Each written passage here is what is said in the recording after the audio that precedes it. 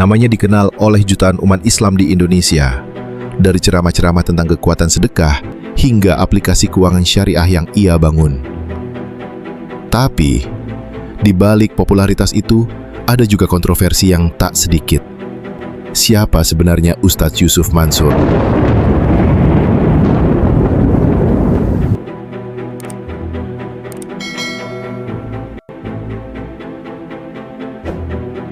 Ustadz Yusuf Mansur, atau nama aslinya Jam'an Nur Chatib Mansur, lahir di Jakarta pada 19 Desember 1976.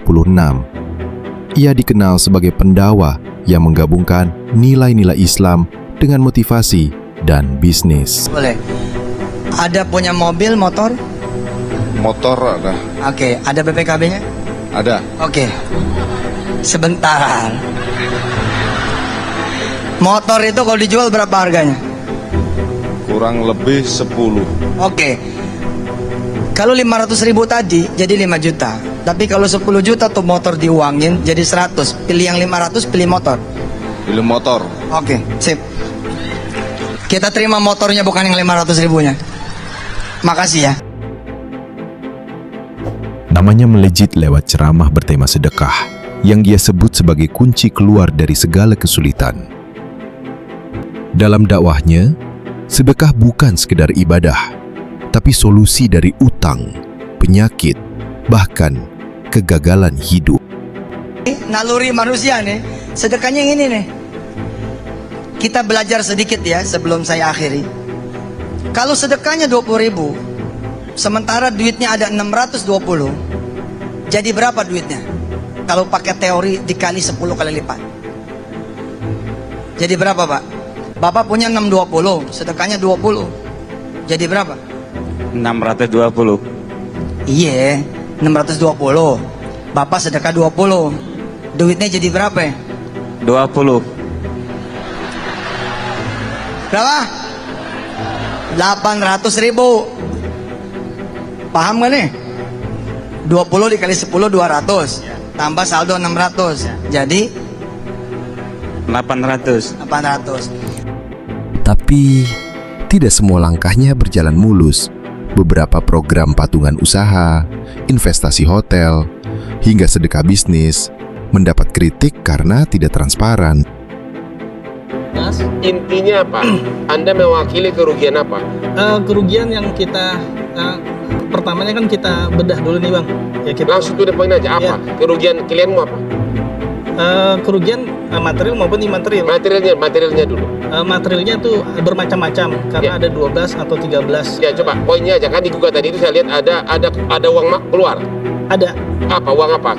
uang ikut program patungan usaha Yang usaha yang mana? Yang bangun hotel. hotel. Ya, hotel. Setor berapa? Setor ada yang 10 juta, ada yang 12 juta, ada yang 12 juta dia ngambil pas sertifikat. Oke, terus katanya sebagian besar sudah dikembalikan.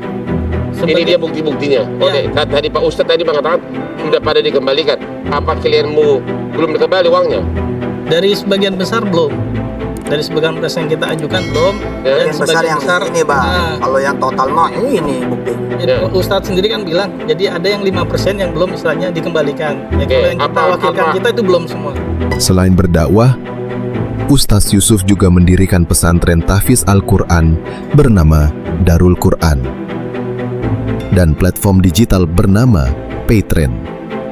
Visinya, membangun ekonomi umat berbasis syariah. Menanggapi itu, Yusuf Mansur tak tinggal diam. Ia beberapa kali muncul di media sosial, meminta maaf, dan menyebut ini sebagai bagian dari ujian dakwah dan niat baik. Petren lurusin. Emang kita lagi ngurusin apa? Emang kita ngurusin saham itu emang ngurusin apa? Emang kita ngurusin kemudian masuk perusahaan sana, perusahaan ini, menyebut itu. Emang buat siapa? Yang saya lakukan buat Petren. Bisa saya ngajak ngomong Anda semua. Saya butuh duit 1 triliun buat ngerjain Petren. Bisa. Mau Anda patungan? Mau. kalaupun mau dan saya terima duit Anda, maka saya akan makin bermasalah hari ini. Maka itulah saya ngamen, saya ngasong. Demi siapa? Demi Anda semua, demi satu nama, Patrick. Sejumlah warga bahkan melaporkan Yusuf Mansur ke polisi dan menggugat secara perdata. Mereka mengaku dana mereka tak kembali dan janji bagi hasil tak pernah ditepati.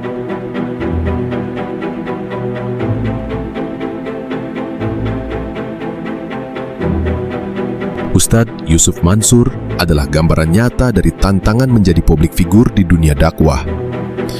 Di satu sisi, dia berhasil menginspirasi, tapi di sisi lain, ia juga harus bertanggung jawab atas kepercayaan yang diberikan. Di sisi lain, banyak juga yang tetap mendukungnya. Bagi mereka, Yusuf Mansur telah membuka akses pendidikan tahfiz, memberdayakan ekonomi umat, dan memperkenalkan teknologi dalam dakwah.